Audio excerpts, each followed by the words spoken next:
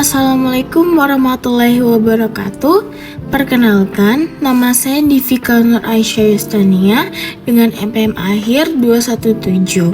Pada kesempatan kali ini, saya akan mempresentasikan tugas evaluasi akhir semester mata kuliah Birokrasi dan Governance Publik kelas E041 yang diampu oleh Bapak Bagus Nuari Harmawan, SOS MPA.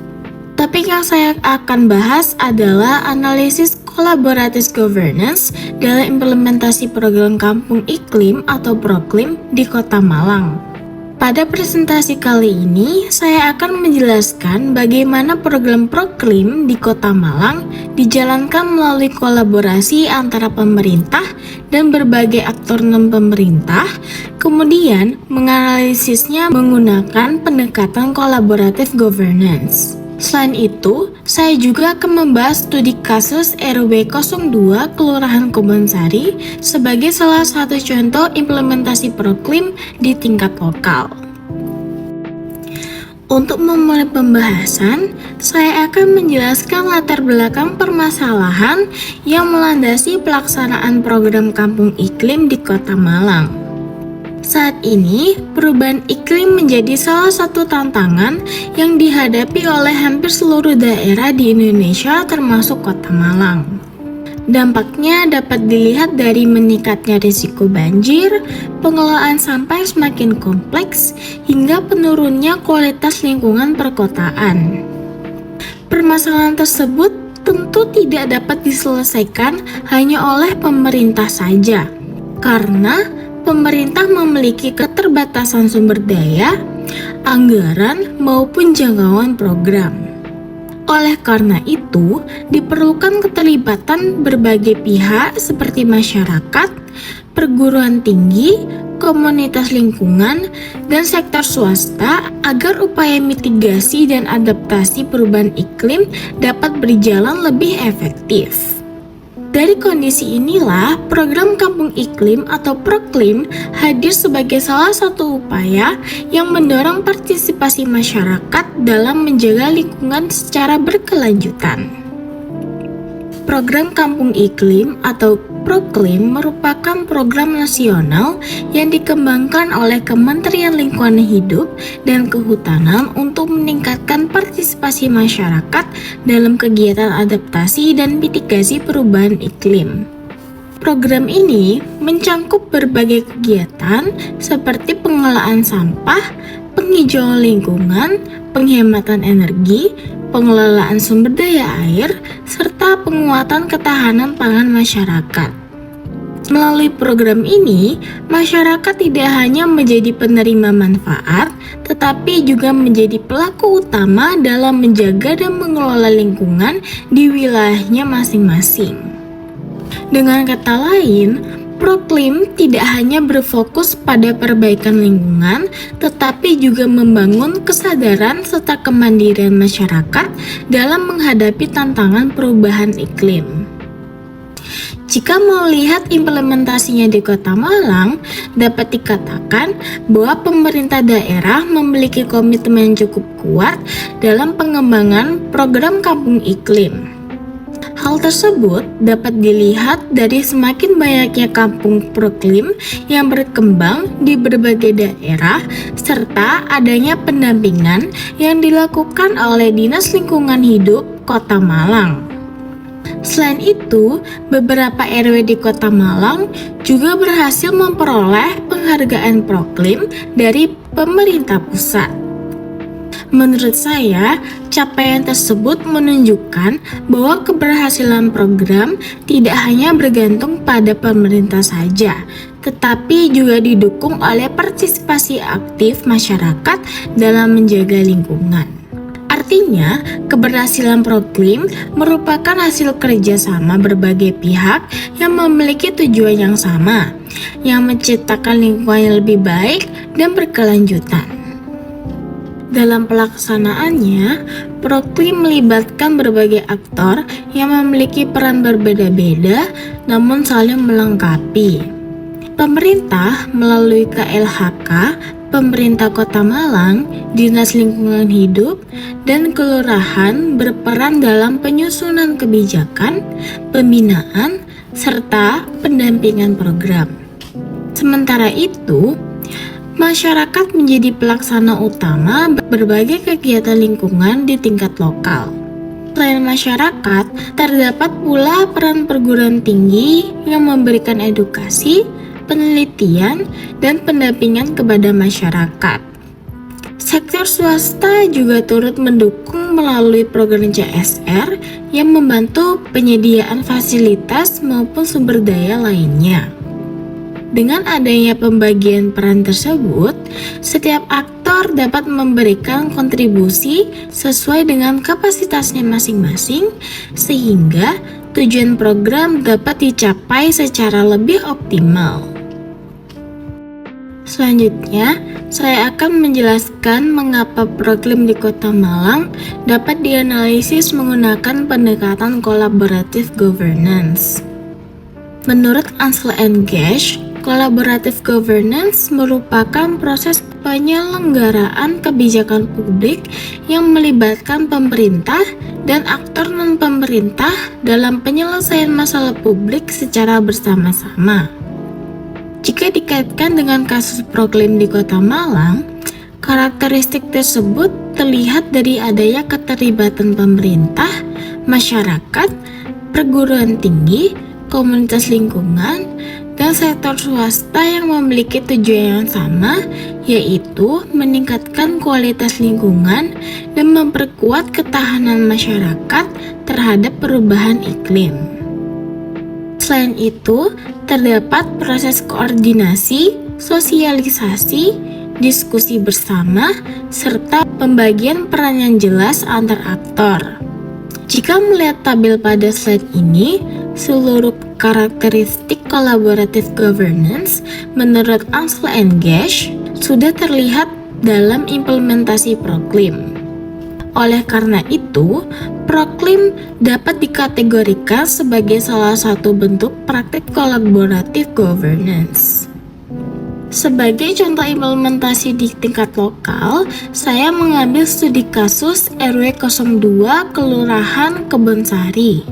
RW 02 Kebonsari dipilih karena menjadi salah satu wilayah yang cukup aktif dalam pengembangan Proklim dan menunjukkan praktik kolaborasi yang nyata antara pemerintah, masyarakat, dan juga perguruan tinggi. Wilayah ini memiliki berbagai potensi seperti urban farming, budidaya ikan, pertanian bersama, serta partisipasi masyarakat yang cukup tinggi. Namun, masih terdapat beberapa indikator Proklim yang perlu ditingkatkan sehingga diperlukan pendampingan dan kerjasama berbagai pihak untuk mendukung pengembangannya menjadi kampung yang lebih tangguh terhadap perubahan iklim. Bentuk kolaborasi yang dilakukan di RW 02 Kebonsari tidak hanya berhenti pada tahap perencanaan, tetapi juga diwujudkan melalui berbagai kegiatan nyata. Beberapa kegiatan yang dilakukan antara lain Focus Group Discussion atau FGD, revitalisasi panel surya, pembangunan biofil sanitasi, pemasangan sistem peringatan dini banjir, pelatihan urban farming, hingga edukasi mitigasi bencana.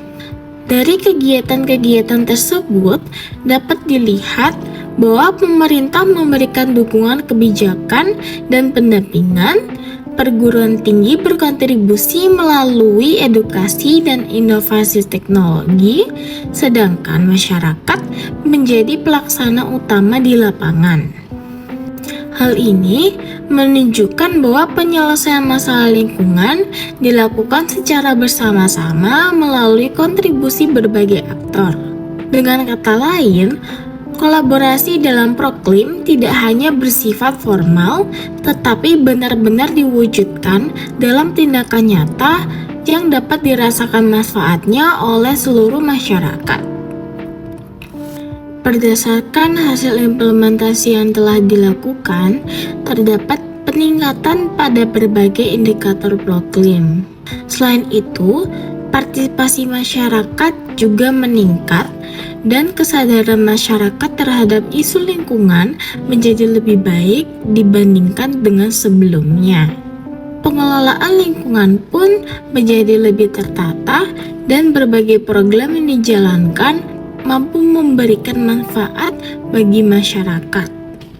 Jika dikaitkan dengan teori collaborative governance, peningkatan tersebut menunjukkan bahwa kolaborasi yang dilakukan telah menghasilkan dampak yang nyata bagi masyarakat maupun lingkungan. Hal ini membuktikan bahwa kerjasama yang dibangun antar aktor mampu mendukung tercapainya tujuan program secara lebih efektif. Meskipun menghasilkan berbagai dampak positif, pelaksanaan collaborative governance dalam Proklim juga menghadapi beberapa tantangan. Tidak semua masyarakat memiliki tingkat partisipasi yang sama. Selain itu, masih terdapat keterbatasan sumber daya, literasi teknologi, serta kebutuhan koordinasi yang cukup intensif antar aktor. Menurut saya, hambatan-hambatan tersebut merupakan hal yang wajar dalam collaborative governance karena melibatkan banyak sekali pihak yang memiliki kapasitas dan kepentingan yang berbeda. Oleh karena itu, diperlukan komitmen yang kuat agar kolaborasi dapat terus berjalan secara berkelanjutan dan tidak hanya bergantung pada beberapa pihak tertentu saja. Berdasarkan hasil analisis yang telah dilakukan, implementasi collaborative governance dalam program Proklim Kota Malang dapat dikatakan cukup berhasil. Kolaborasi yang terbangun mampu menghasilkan berbagai program yang memberikan manfaat nyata bagi masyarakat dan juga lingkungan sekitar. Namun, peningkatan kapasitas masyarakat dan penguatan kemitraan antar aktor tetap perlu dilakukan. Oleh karena itu, kerjasama dengan perguruan tinggi perlu diperluas, dukungan CSR perlu ditingkatkan, dan monitoring program perlu dilakukan secara berkelanjutan. Karena pada dasarnya, program yang baik belum tentu berhasil jika tidak didukung oleh komitmen dan kerjasama yang berkelanjutan dari seluruh pihak yang terlibat. Berdasarkan hasil analisis yang telah dilakukan, program Kampung Iklim di Kota Malang dapat dikategorikan sebagai praktik collaborative governance karena melibatkan pemerintah, masyarakat, perguruan tinggi, komunitas lingkungan, dan sektor swasta dalam proses perencanaan, pelaksanaan, hingga pengembangan program. Studi kasus RW 02 Kelurahan Kebonsari juga menunjukkan bahwa kolaborasi antar aktor mampu menghasilkan berbagai inovasi lingkungan serta meningkatkan kapasitas masyarakat dalam menghadapi perubahan iklim. Oleh karena itu, Proklim Kota Malang dapat menjadi contoh bagaimana masalah publik dapat diselesaikan secara lebih efektif melalui kerjasama lintas sektor yang berkelanjutan. Hal ini menunjukkan bahwa penyelesaian masalah lingkungan tidak dapat dilakukan oleh satu pihak saja, melainkan membutuhkan kolaborasi dan komitmen bersama dari berbagai aktor yang terlibat. Pada slide ini, saya mencantumkan seluruh referensi yang digunakan dalam penyusunan materi, baik yang berasal dari jurnal ilmiah, dokumen pemerintah, maupun berita kredibel yang relevan dengan program Kampung Iklim dan collaborative governance. Demikian pemaparan yang dapat saya sampaikan mengenai analisis collaborative governance dalam implementasi program Kampung Iklim di Kota Malang. Semoga pemaparan ini dapat memberikan gambaran mengenai pentingnya kolaborasi antara pemerintah dan berbagai aktor non-pemerintah dalam penyelesaian masalah lingkungan. Saya mengucapkan terima kasih atas perhatiannya. Wassalamualaikum warahmatullahi wabarakatuh.